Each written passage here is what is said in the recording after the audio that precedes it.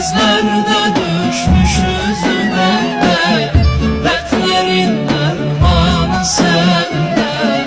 Neredesin hani nerede?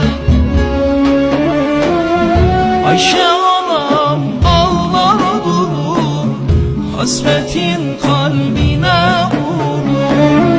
Fatıma anam kavrulur, gönlünün gülleri kurur. Fatıma anam kavrulur, gönlünün gülleri kurur. Neredesin şimdi nerede? Bizler de düşmüşüz derde, dertlerin dermanı sende.